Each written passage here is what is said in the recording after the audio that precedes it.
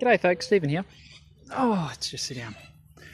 Now, a lot of you out there have seen these, I'm sure you have. If you're in Australia and you're an SSAA member like I am, you've probably even seen a variant of this sort of kettle for sale in their magazines. This is, I know it as a bush kettle. Some people would call it a Kelly kettle. They originated in Ireland in the 1990s, 1900s. Yeah, 1900s, sorry. And were produced later on in New Zealand in 1929 for use for the Anzac troops in World War II. And I'm not sure if the Australian troops used them as well, if it was just the New Zealand's, but they were part of their kit anyway. So these have been around for a while. It's a kettle for boiling water, and you don't fill it from the top there. In fact, if you did, you'd be wasting your time. It has a tapered jacket that for this one it starts just here and tapers all the way up like a cone, and so you have this body around the outside. That's what holds your water. Now, I made this when I was at TAFE. Oh gosh, back in the dark ages. No, not really. I've attached the handle, spot welded that on just to minimize heat coming up, and that worked really well. The spiral pattern that I polished into it, I was just trying to save time because the material they were giving us to use was really scratched up, and to polish all that out, it was just going to be a nightmare, particularly with 30 students and, you know, only 2 machines to polish with. And so I ended up just wrapping tape around it, some aluminium tape around it in a spiral pattern, and polished it one way, then polished it the other to hide the gross amount of scratches that were on it. Anyway, so if you're wondering about the pattern on it, that was my reasoning. I was just trying to save time. I can only feel this one through the spout, and there's a little hole drilled at the back here just that allows you to pour it, and you're not sort of fighting against suction. Someone's playing tennis. And so yeah, this is the stove, and I'm just going to demonstrate how it works real quick. I've got a little bit of kindling down there, and it holds. It holds about nearly 2 litres.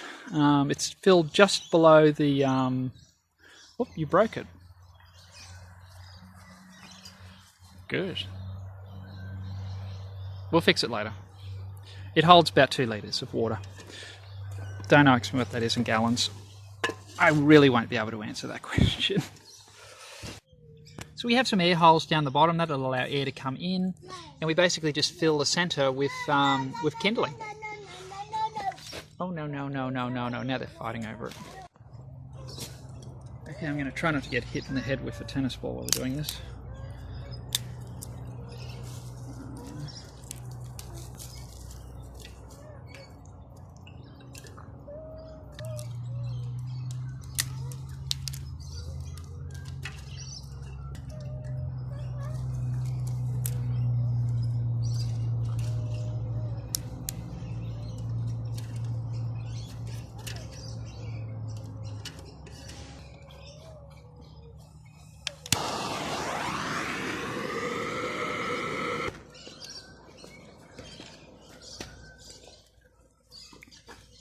Are they burning? Yeah, they're burning.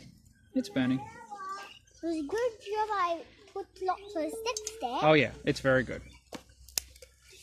Now, what makes these kettles, well, the reason they're called speed kettles, so I've heard them, is because of the tapered inside wall means that you're heating, you have a much larger surface area exposed to the water basically. And down the bottom, of course, there's not a lot of water down there at all. And so that heats up super quick, which is closest to the fire, which is great. And that just sort of circulates around, and they work really well. I have seen variants of these that have a pot holder on top too, so you can be boiling your water. You can use it like a rocket stove. You know, I know I'll get crucified if I dare call this a rocket stove, and it's not. But it's just something cool.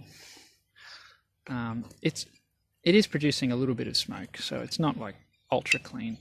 You're trying to put gum nuts in it. Yes. But yeah, and a funny side note: the So the New Zealand Army would use these to boil their cups of tea, and it would leave a circular burn mark on the ground.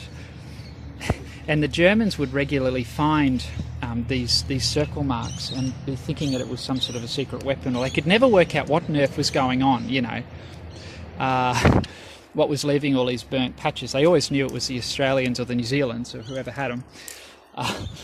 And obviously no secret, it was just, they were just having a cup of tea.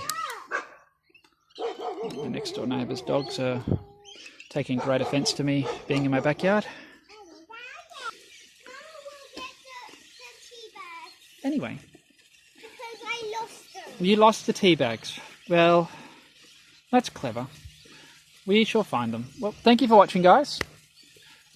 I'll catch you in the next one. Chai tea for you, and I'm having another coffee bag. Look out, this is hot.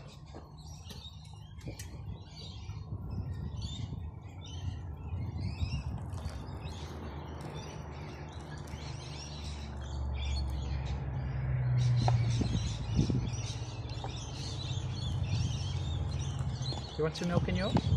Yeah. Okay. Let me get more. You can do the milk. You can do the milk. That's fine.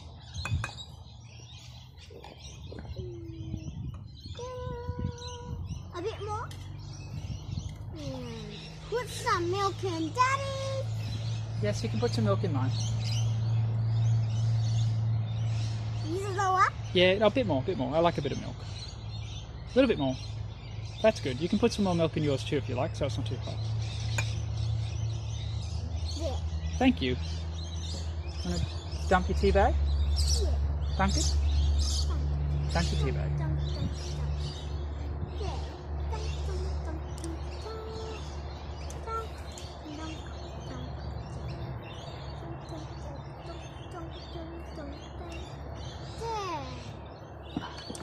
Oh, whoa, it's a wobbly old table. Thanks for watching, guys. I'll catch you in the next one. Say goodbye, Aaron.